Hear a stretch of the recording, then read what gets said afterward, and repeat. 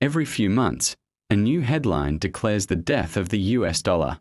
We are told that the Petrodollar is dead, that the BRICS nations are launching a gold-backed rival, and that the world is finally ready to move on. But here is the reality. The narrative of de-dollarization is fundamentally flawed.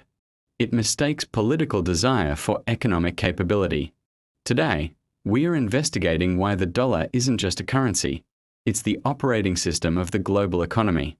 And why, despite the rhetoric, a true replacement remains an elusive, perhaps impossible, endeavor. To understand why challenges fail, we have to talk about liquidity. Most people think of a global currency like the money in their wallet, something you use to buy stuff.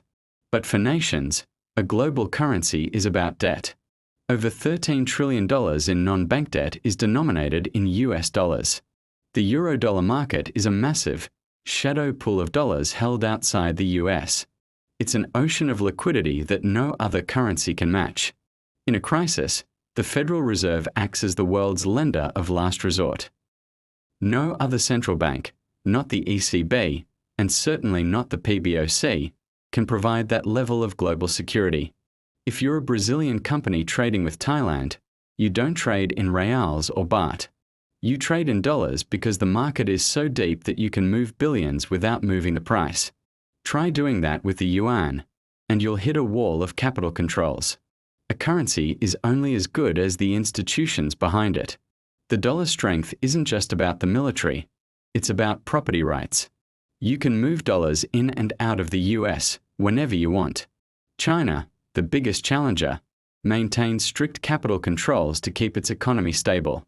China's persistent capital controls and the lack of an independent judiciary continue to deter international investors, with recent data showing minimal increases in yuan's share of global reserves in 2025. You can't have a global reserve currency if you won't let people take their money home. If you have a contract dispute in dollars, you have centuries of predictable case law. We aren't saying the dollar is perfect. We are saying it is the cleanest dirty shirt in the laundry. Proponents of de-dollarization point to the BRICS, but the idea of a BRICS currency ignores a fundamental economic reality, the Triffin Dilemma. To provide the world's reserve currency, a country must be willing to run a massive trade deficit, sending its currency out so the rest of the world can hold it. China is an export-led economy. They want to take in money, not send it out. Furthermore, can you imagine India, a rising rival to China, handing over its monetary sovereignty to a currency dominated by Beijing? De-dollarization requires a level of geopolitical trust that simply does not exist among the dollar's challengers. No single alternative possesses the combined attributes of stability, liquidity, and trust that the dollar offers. The dollar enjoys what economists call the network effect. It's like a social media platform. Everyone stays on it because everyone else is already there. Switching away from the dollar isn't like changing your clothes.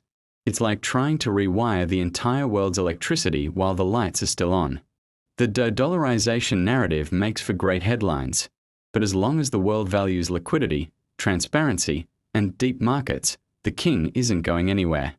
Looking ahead, incremental shifts, not a sudden collapse, are the only plausible scenario, and even those are decades away. Thanks for watching, and don't forget to subscribe for more insights that are shaping the financial world.